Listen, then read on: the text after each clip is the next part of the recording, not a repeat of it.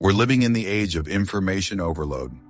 Everywhere you turn, there's another book, another course, another guru promising wisdom. People chase knowledge like it's the key to everything, stacking degrees, collecting quotes, absorbing facts. But here's the truth most never realize. Information alone doesn't make you wise. It's not how much you know that sets you apart. It's how you think. That's the real difference. Most people have never been taught how to think clearly. They react based on emotion. They drift through life, pushed around by news, opinions, and unexpected turns, like leaves floating down a stream with no direction. But here's the twist. You don't have to stay stuck in that pattern. If you're willing to shift your mindset, to train your mind the way ancient Stoic philosophers did, you can rise above 90% of the crowd. Over the next few minutes, I'm going to walk you through 5 powerful mindset upgrades. Think of them as mental software updates. Simple ideas, but life-changing when practiced daily. Each one will help you become more calm, more intelligent, more grounded. If that sounds like something you need, drop a comment that says I'm ready and make a commitment to watch until the end, because even missing one small part could mean missing your breakthrough. Number 1, seek truth, not victory. Have you ever noticed how, the moment someone challenges your opinion, your shoulders tighten as if preparing for battle? All of a sudden, the conversation feels like a boxing ring. You throw a point, they dodge, they counter, you duck. Yet even when you land what feels like a knockout argument, do you actually walk away lighter, wiser, more connected? Or do you leave with a knot of tension still pulsing behind your ribs? Marcus Aurelius would say that knot is proof you aimed at the wrong target. Truth slipped through your gloves while ego soaked up the applause. Why does the ego hijack our conversation so quickly? Because winning feels safe. A fragile identity clings to being right the way a drowning man clings to driftwood. Stoicism, however, reminds us that a mind rooted in reason never fears correction. It welcomes the upgrade. Every time we insist on victory, we trade growth for a sugar rush of superiority that fades within minutes and leaves our understanding malnourished. To illustrate, picture Chris Voss, the legendary former FBI hostage negotiator. In life or death standoffs, he rarely spoke more than necessary. Instead, he asked calibrated questions such as, "How am I supposed to do that?" Or, "What makes that so important to you?" And then he listened without interrupting. Captors often revealed hidden fears, vulnerabilities, even solutions. Voss's goal was never to crush the opponent. It was to surface deeper truth that could lead everyone home safely. Transfer that disciplined curiosity to your next family disagreement or boardroom debate and watch resistance soften. But then you might wonder, if I don't defend my point aggressively, won't I look weak? In fact, the opposite happens. Genuine openness signals inner security, and people feel it. Oprah Winfrey built one of the most trusted media platforms in history. By leaning into curiosity, she never badgered guests into corners. She pulled them into clarity with thoughtful pauses and patient follow-up questions. Because of that, even controversial figures often revealed more depth than they had on any other stage. Clarity loves a calm host. Next, consider the internal mechanics of a heated exchange. With each passing second, your brain pumps adrenaline, narrowing focus onto flaws in the other person's logic. At that precise instant, listening collapses into selective hearing. Yet if you instead pause, breathe, and ask, "What premise might I be missing?" you shift from attacker to investigator. The conversation transforms into a joint expedition rather than a duel. Arguing to understand reshapes the very metrics you use to measure success. Victory becomes expansion of perspective on both sides, not silence from the other. Even if you keep your original stance, you now hold it with sharper evidence, refined nuance, and, above all, humility. In contrast, when conversations devolve into verbal fencing, subtle dangers emerge.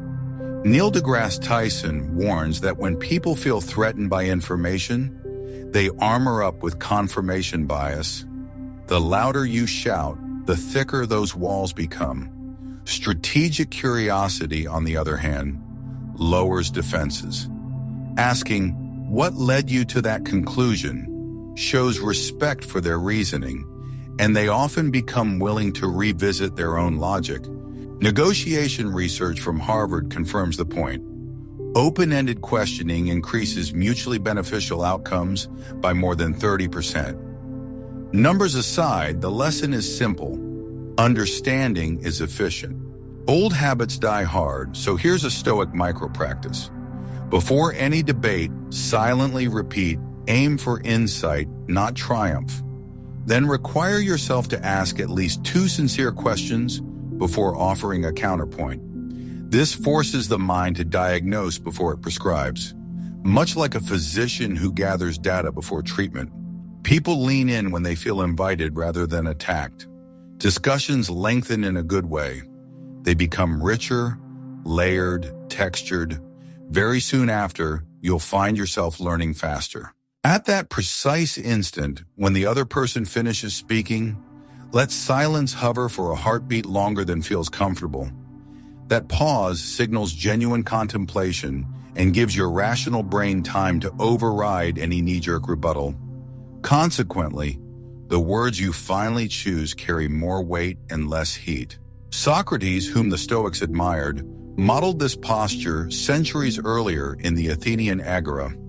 He roamed the marketplace asking relentless why questions, not to embarrass his companions, but to free them from hidden contradictions. His legacy reminds us that genuine dialogue is the furnace where clear thought is forged. Ultimately, the Stoic approach to discourse is simple.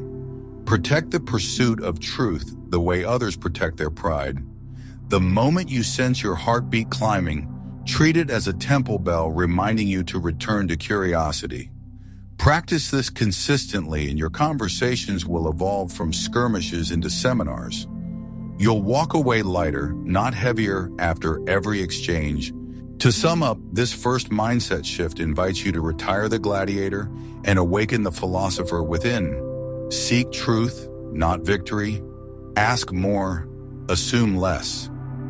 Listen like a negotiator, reflect like an emperor, and speak only when your words can advance the dialogue.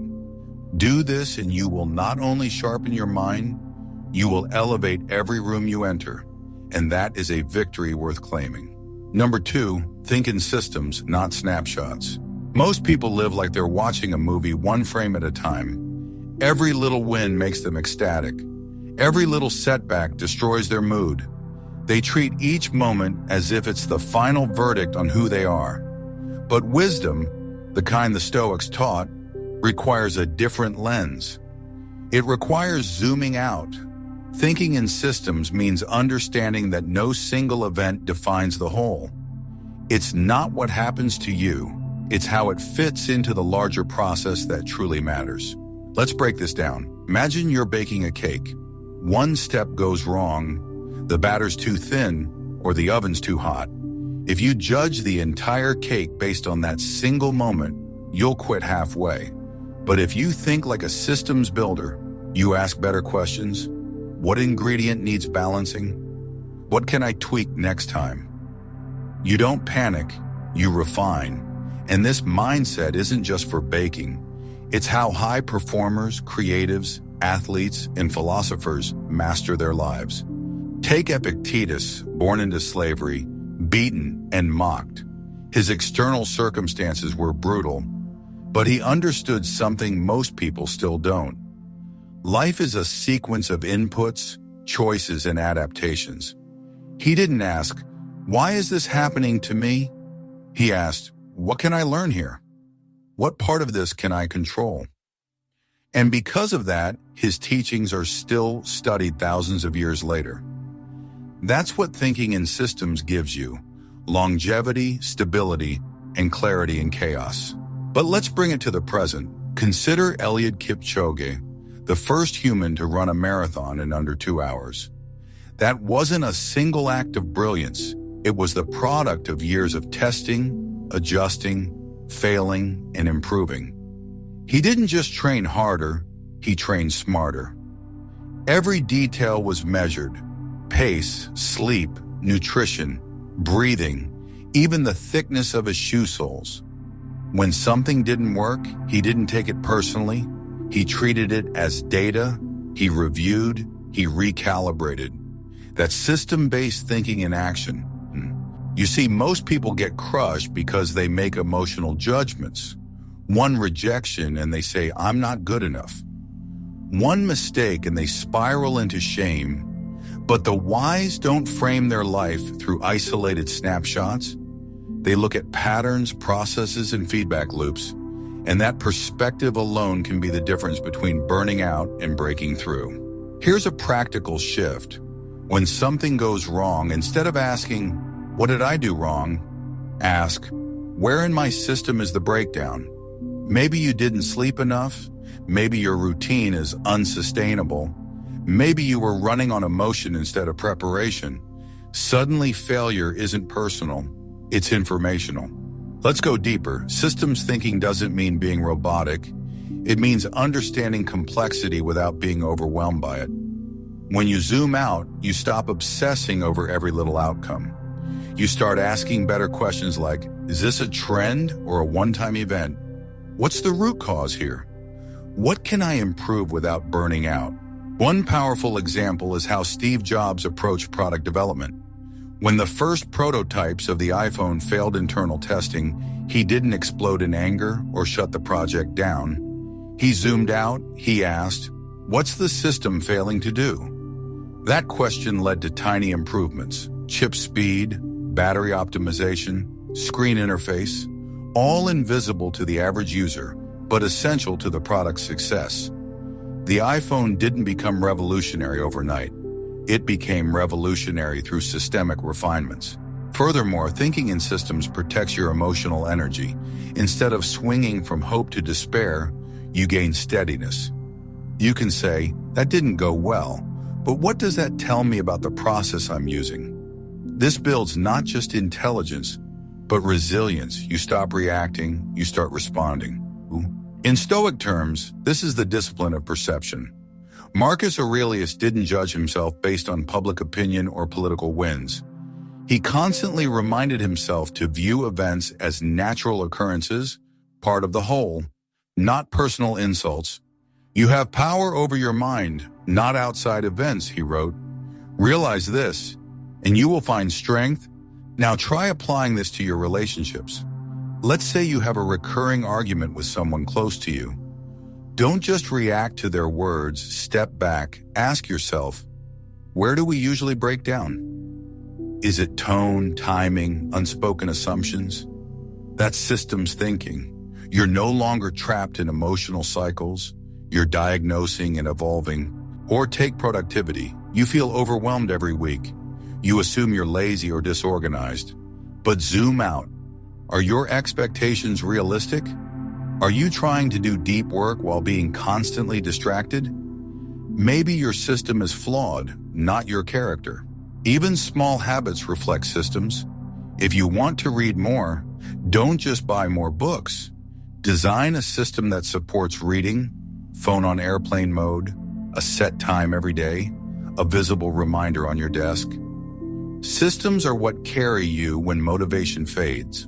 To summarize, this mindset shift asks you to stop judging life moment to moment. Stop labeling yourself a failure because of one rough day. Start thinking like a strategist. Zoom out. Look for patterns. Refine your inputs. Learn from outcomes. Life is not a test. It's an evolving system. And the people who thrive are not the ones who react the fastest. They're the ones who think the longest. When you learn to think in systems, you don't just change your results. You change your relationship with failure, with time, with yourself. You trade reactivity for clarity. And in that clarity, you find something rare: sustainable progress. Ready for the next shift? Because once you master your system, the next question becomes, what parts of life are actually within your control? Number 3, guard the circle of control. Have you ever woken up with a tightness in your chest, scrolling headlines that predict catastrophe, replaying yesterday's offhand comment from your boss, and wondering why peace feels like a luxury you can't afford? All of a sudden, the mind becomes a courtroom, indicting the economy, the weather, your past, and anyone who doesn't text back fast enough. Yet in that same instant, Marcus Aurelius would whisper, "Stop, draw a line. This side is yours. That side isn't." The line he's pointing to marks what the Stoics called the circle of control, and every ounce of sanity you possess depends on defending that circle like sacred territory. Because of this, the wisest people I've met measure power not by how many variables they influence, but by how precisely they focus on the few they truly own. Their judgments, their choices, their actions, everything else is weather. To everyone's surprise, narrowing your concern actually expands your impact. When you stop hemorrhaging energy on the uncontrollable, you finally have the bandwidth to shape what matters. For example, picture Stephen Hawking, diagnosed with ALS at 21, told he had 2 years to live.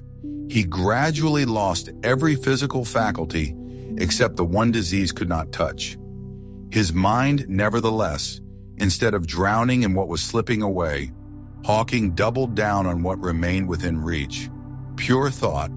Consequently, he changed humanity's understanding of black holes and the nature of time itself. That's not blind optimism. That's ruthless focus on the controllable. Next, consider the daily microaggressions that hijack our mood. Traffic jams, delayed flights, algorithms deciding to ignore your latest post. The average person narrates these inconveniences as cosmic injustice. James the Stoic would lean in and ask, "What part of this story can you edit right now? The car in front of you? No. The algorithm? No. Your breathing? Your interpretation? The song you choose to play while you wait?" Absolutely, out of nowhere, the problem shrinks to a size you can grip. Furthermore, modern psychology backs the ancients. Studies from Stanford show that participants who practiced control reappraisal, intentionally labeling events as inside or outside influence, reported 30% lower stress levels and higher task performance. That's the science catching up to Stoicism, proving that serenity isn't a genetic gift, but a cognitive discipline. But then ego intervenes, whispering a seductive counter-argument. If I don't worry, I'm being irresponsible. In fact, the opposite is true. Worry without agency is just self-inflicted drama. Action inside the circle is responsibility in its purest form. As Epictetus hammered home, make the best use of what is in your power and take the rest as it happens. Notice he doesn't say ignore the rest.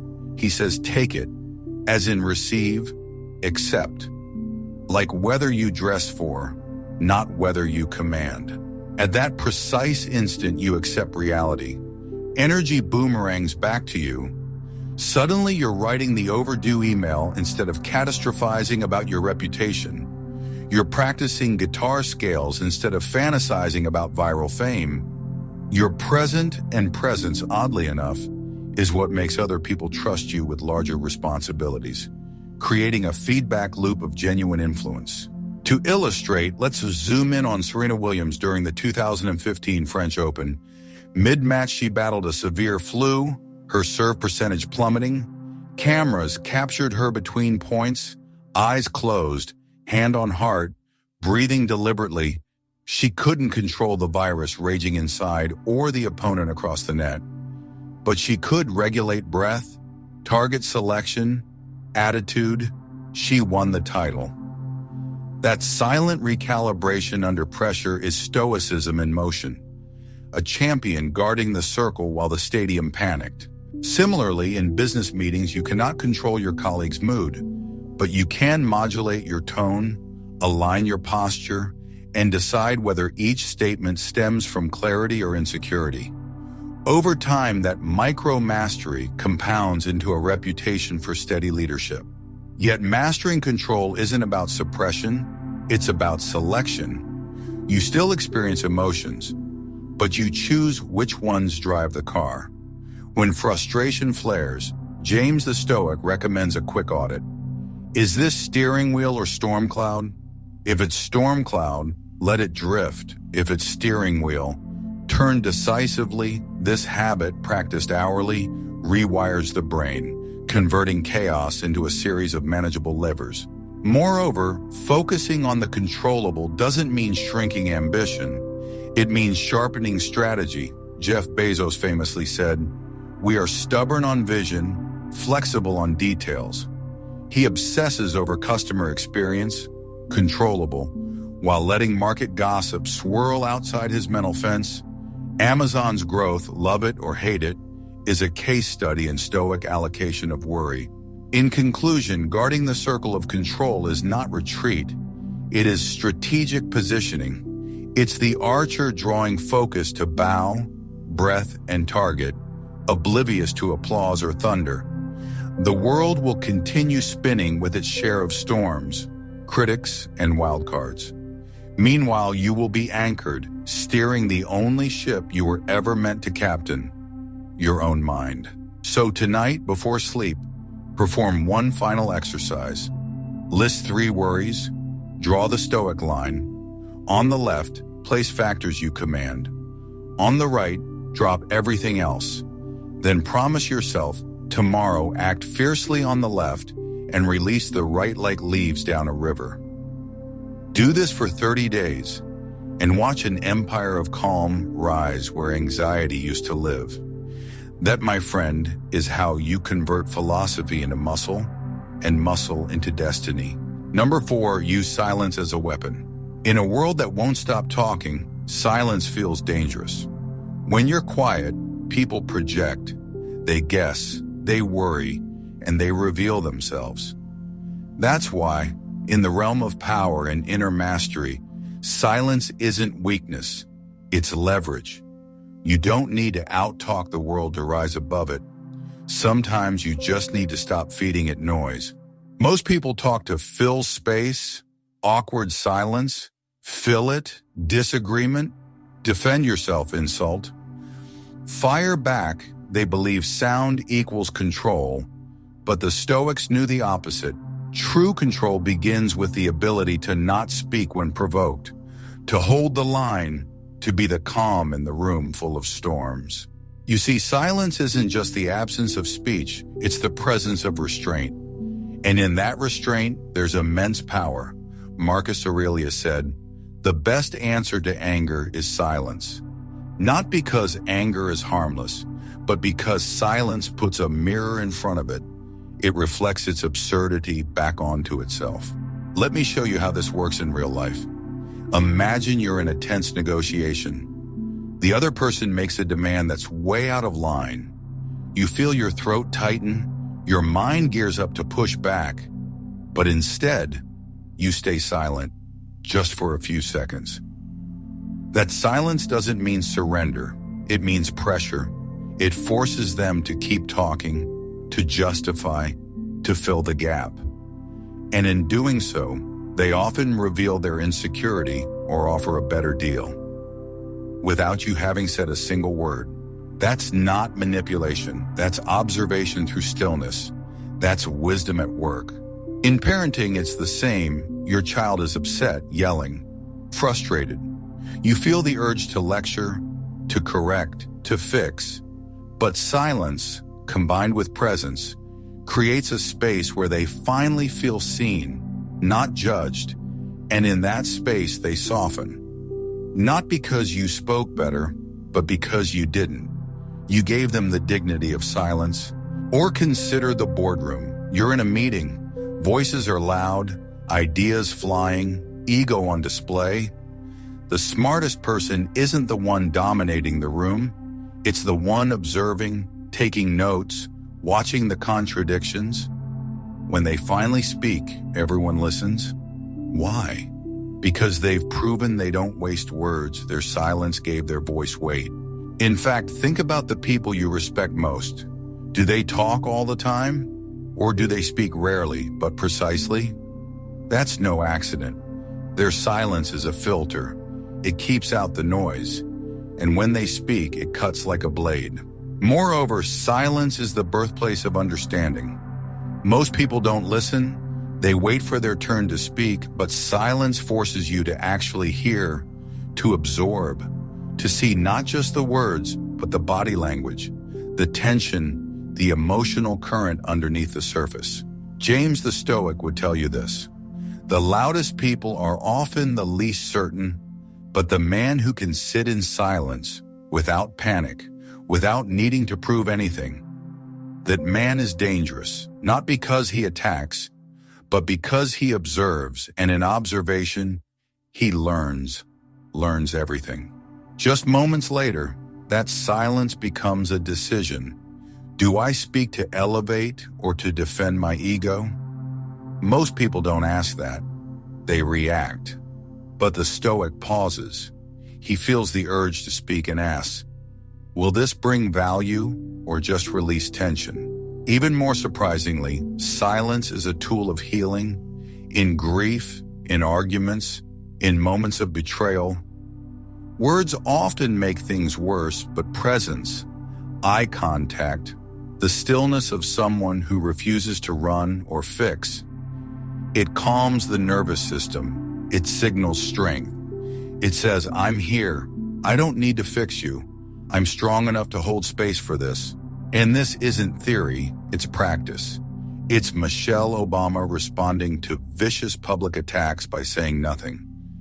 But standing taller, it's Keanu Reeves letting others talk in interviews, nodding, smiling, letting silence speak for him. It's you choosing stillness when chaos knocks. Remember, silence is not avoidance. It's discipline. It's the fireproof layer that lets your words land with weight.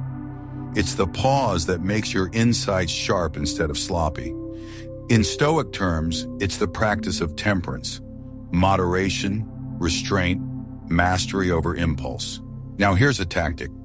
When you feel the urge to interrupt, speak out, or defend yourself, pause for 3 seconds, let it burn. Don't speak to soothe the discomfort. Let the silence do the talking, because in that pause you learn something rare, that most things don't need your voice, they need your presence. To wrap this up, don't use silence to disappear, use it to observe, to hold power, to refine your thoughts before sharing them. Because when you use silence like a blade, not to cut people down, but to slice through noise, you command respect. Ultimately, the person who doesn't need to speak is the one already in control. And the person who can speak with restraint is the one others follow, not out of fear, but out of trust. In a world addicted to volume, be the one who whispers wisdom through presence. Now ask yourself, can you hold your tongue when the world is begging you to break your composure? Number 5, observe before you react. Imagine someone insults you publicly. Their words are sharp, calculated, meant to provoke. Your heartbeat spikes, your breath shortens, your mind flares with the perfect comeback. Every instinct screams, say something, now. But then a strange thought enters. What if silence is the stronger move? What if the first victory is not saying the right thing, but choosing not to be ruled by the need to respond at all? That's the core of this final mindset shift. Delayed reaction through observation. The Stoics didn't teach us to suppress emotion. They taught us to slow it down, to hold it up to the light and ask, is this mine to act on or just something passing through? Most people live in a loop. Someone says something, they react, they feel something, they explode. But the wise know the real freedom is found in that space between. James the Stoic would say, the space between the event and your reaction, that's where all your power lives. Most people live without that space. They hear, they feel, they speak, like emotional machines. But the wise? The wise pause. They let the emotion wash over them like a wave, without letting it pull them under. They don't fight the tide. They watch it rise and they wait until the water calms before they act. Marcus Aurelius wrote, "If you are distressed by anything external, the pain is not due to the thing itself, but to your estimate of it, and this you have the power to revoke at any moment." That's not just poetic, that's psychological precision. Your brain has two systems, the reflex and the observer. The reflex reacts, the observer reflects. The more time you give the observer, the less power you hand over to the world. And yet, in today's digital world, that space is shrinking. People react in milliseconds. Comments, tweets, texts, outrage. But what they don't see is this. Every reaction given is a piece of power lost. You become predictable, easy to manipulate. And so, the Stoic response isn't to suppress, it's to step back, to reclaim that power, to choose when, how, and even if to respond at all. Take Michelle Obama. For years, she faced public attacks. Her character questioned, her intentions mocked, but rarely, if ever, did she respond in kind. Instead, she held her center. She chose when to speak and when to let silence carry more weight. When they go low, we go high. That wasn't a passive statement, it was a strategy, the Stoic kind. Now shift inward. You're stood up for a meeting, your partner forgets something important. Your mind instantly narrates, "They don't respect me. I always get overlooked." But stop, breathe, observe. Is that the truth or just your hurt speaking? When you observe, you can revise the story. You gain access to nuance, sometimes even forgiveness. Denzel Washington is another example. Watch him speak. He's never rushed. He lets silence fill the space before he responds. And when he does, his words land. Why? Because they weren't born from urgency. They were shaped in stillness. That's what gives them weight. Let's bring this closer. How many relationships have been damaged because someone couldn't wait 3 seconds before reacting? 3 seconds that could have turned a fight into clarity. That's the power of pause. Here's a tactic James the Stoic would recommend. When your emotions spike, anger, fear, hurt, breathe in for 4 seconds, hold for 4, exhale for 4. Do that once. 12 seconds of breath might save you hours of regret. In that short delay, your logical mind returns and your future self thanks you. Ask yourself, what am I really protecting? Is it your ego, your image, or something real? Because most of the time, what we're defending isn't our values, it's our pride. This is the Stoic principle of prohairesis, your ability to control your judgment and choice. No matter what chaos hits you, your response is always your own. That's where strength begins. In leadership, this plays out too. Satya Nadella, CEO of Microsoft, is known for his calm, empathetic presence. In pressure moments, he observes, he pauses, he reframes. His teams don't just follow him, they trust him. That's the reward of practicing observation before reaction. So here's your challenge. Next time you're triggered, online, in a meeting with someone you love, don't react. Pause, observe, ask. Does this serve my values or just my impulse? In that moment, you return to yourself. You don't perform, you decide, you don't get swept away, you lead. Because ultimately, the person who pauses when others explode is the one who owns the room. The one who can observe without reacting becomes immune to manipulation.